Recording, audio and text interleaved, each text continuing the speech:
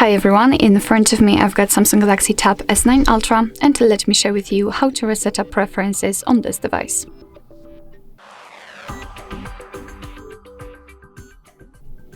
So first of all, we have to enter the settings, and in this left section we have to scroll in order to find proper section right here, the apps. Let's tap on it. Now we have to tap on the three dots icon in the right upper corner and tap on Reset Up Preferences. As you can see, your device will inform you that it will reset all preferences, and among others it will reset the background data restrictions for apps and permission restrictions. You won't lose any app data, so simply tap on Reset Apps, and basically this is it. This is how to reset up preferences in this device. Thank you so much for watching. I hope that this video was helpful, and if it was, please hit the subscribe button and leave the thumbs up.